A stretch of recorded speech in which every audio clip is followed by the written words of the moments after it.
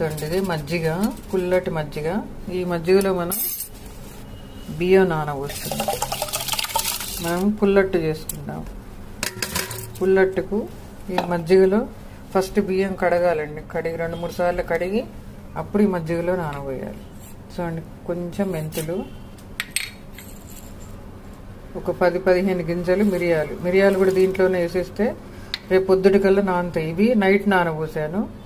పొద్దున మనం టిఫిన్ చేసుకోవడానికి పొద్దున్నే రుబ్బుకొని వెంటనే పోసేసుకోవచ్చు దోశలు. చూడండి, మనం మార్నింగ్ బియ్యం నానిపోయినాయి. ఇప్పుడు ఇవి మిక్సీలో వేసుకొని రుబ్బుకుందాం.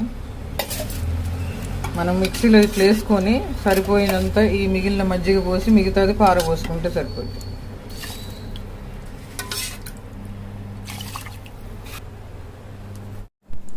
ఒక చిన్న స్పూను సోడా ఉప్పు వేస్తున్నా, ఎందుకంటే మనం అప్పటికప్పుడు రుబ్బుకున్నాం కదా, అందుకని సోడా ఉప్పు కంపల్సరీ వేయాలి.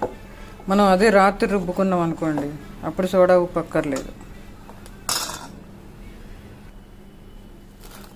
దీంట్లో చిన్నగా కోసుకోవాలండి పచ్చిమిరపకాయలు.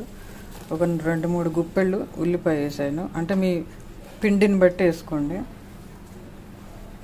కొత్తిమీర చిన్నగా కొయ్యాలి, అట్టుకు కదా మనకి. ఒక స్పూను జీలకర్ర. మనకు పిండి కాస్త చిక్కగా అయినట్టు అనిపిస్తే ఈ మజ్జిగ కలుపుకుందాం. ఈ మజ్జిగ కొంచెం పోసుకుందాం, మనకు పల్చగా కావాలి కదా. దీంట్లో మీరు పచ్చిమిర్చి కూడా వేసుకోవచ్చు. కాస్త ఇంగువ బాగుంటుందండి, ఎందుకంటే పుల్లగా ఉంటుంది కదా మజ్జిగ. పుల్లట్టుకు మనకి మిరియాలు, మెంతులు, ఇంగువ చాలా టేస్ట్ వస్తాయి.